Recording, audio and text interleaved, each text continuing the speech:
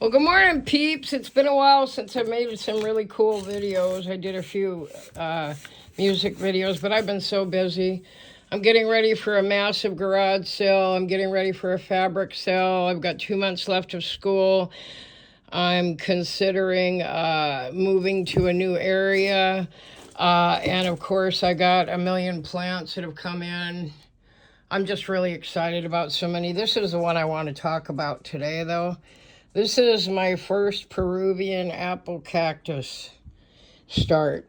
And I bought it off the internet. I've seen them up to 65 to 85. I've even seen them go for 100. I bought this from a seller online, and it's exactly what was pictured. I paid $21 and then the shipping, so maybe 30 bucks, maybe a little more. But it is 10 to 12 inches tall. It's an absolute beautiful specimen. It's a top cut. If you're going to grow them out, you want a top cut or you're going to have a really ugly cactus. It was also treated here by the seller so that there would be no infection. You can treat it with cinnamon, diatomaceous earth, or other things. This looks like it might have been diatomaceous earth. If you don't know what that is, it's something that keeps critters at bay, especially fleas and things. And when I used to be a chicken farmer years ago, you put it wherever they do their dusting. So I'd have dusting boxes and then you'd sprinkle it in there. And it's a natural element that is brought up from the ocean floor. And it is ground into very, very fine dust. And it's diatomaceous earth, which is all natural. It will not harm you. Pardon me. Some people even sprinkle it in food and feed, and with chickens I did that to keep any kind of pests out of their feed and their bins. But I'm really excited about this. So it's very healthy. There's no damage. There's no scabs. There's no cuts. It's just a super healthy, beautiful Peruvian apple cactus top cut. And this is the pot I've already prepped what I'm going to put it in. This is really quite heavy. I'm going to say that's probably at least 3 to 4 pounds. And you're going to need a pretty big pot that's weighted down in order to keep that upright. So that'll give you an idea right there. So basically what I'm going to do is, it's never been put in soil before because it was probably grown off a middle cut of another cactus where babies grow up off of it, and that's what it looks like anyway. But it's never been in the soil. So you're gonna have to sacrifice some of it to go in the soil. My soil is, I first put a lot of screening in the bottom. I always put plenty in my bigger pots that have a bigger hole. You want good drainage, but you got to protect the soil and things from falling out.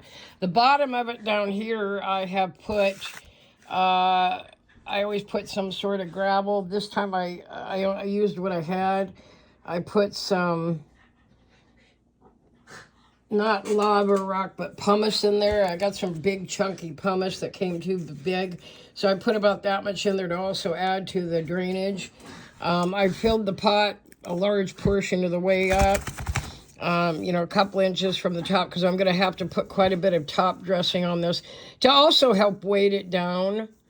Are you guys having a WrestleMania? Yeah, they are. Okay, so as you can see, I've got plenty of soil. I already compacted it a little bit by tapping the pot on the table, and then I'm going to come in and I'm going to make an indent. I hate to put this in here because it's a virgin, if you will, at the base.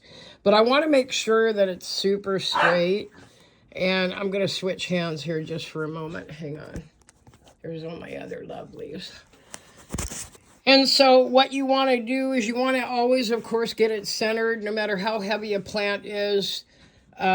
Centering it in a pot is important for many reasons. One, if it's a plant that goes over the sides, if you've got it planted to the side, it'll tend to grow that way. If you've got it in the center and it's got a lot of fronds or it's got a lot of stems off of it, you want everything equally hitting the side so that your plant grows very symmetrical. I see plants online that people are selling, and I always wonder, why did they not plant that in the center? So what I'm doing now is I'm just working it down in there. That looks pretty good. The soil back around it. I don't have to do much else. I'm not going to force it.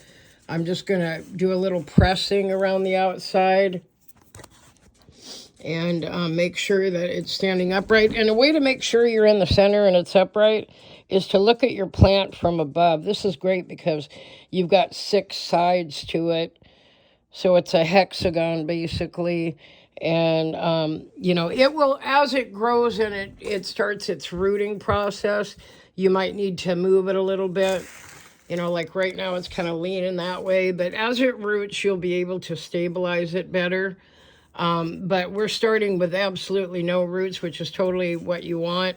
A friendly reminder, I've talked about this many times in my other videos, but it's super important when you are planting a cutting off of a cactus, whether it's a top cut, a center cut, or anything else. It could even be a, you know, a bottom center cut, if you will. You always want to make sure that the end is well scabbed. This has been scabbed over for 2 to 3 weeks already. And then obviously the end was treated so that there would be no pest issues. So for right now, I'm going to go with that. Sorry, I got my hand in the way there. I'm really excited about this one. And then I'm going to come in with my big chunky, I've got some big chunky lava rock.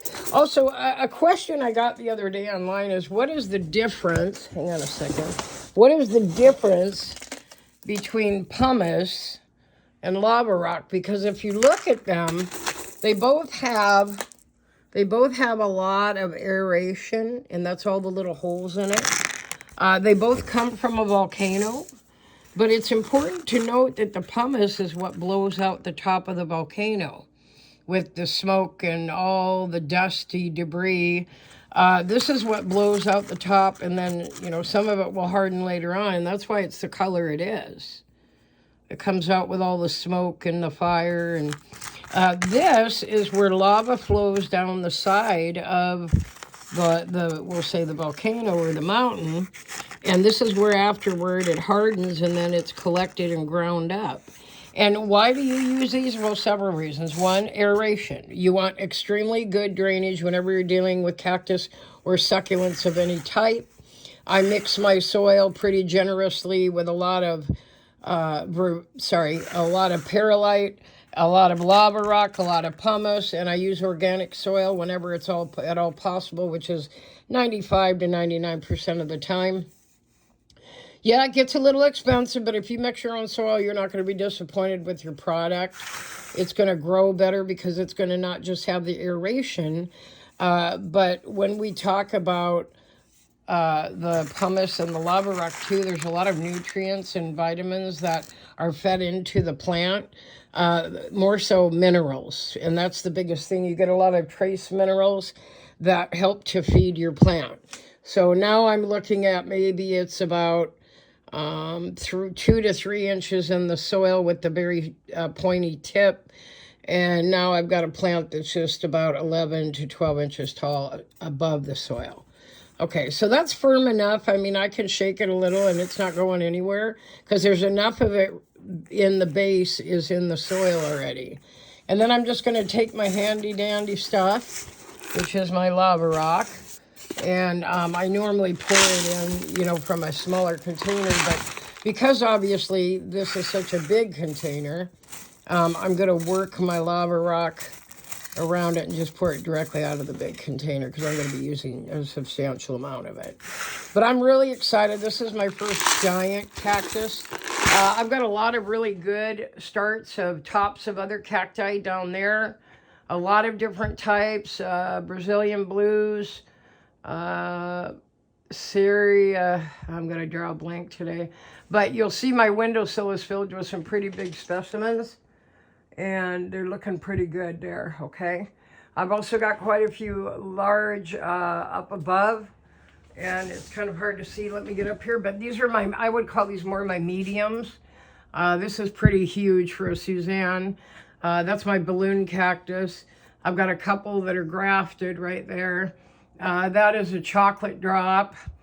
This one right here is a totem pole, and its cousin is in the back, a totem major. And then, you know, I've got a lot of medium size here. Okay, and then down here, like I said, I've got a couple of spirals and things. I'm getting ready for a big sell, and I'm going to be selling a lot of things that I already have one of. And I've been accumulating quite a large collection since I added this grow station about a week.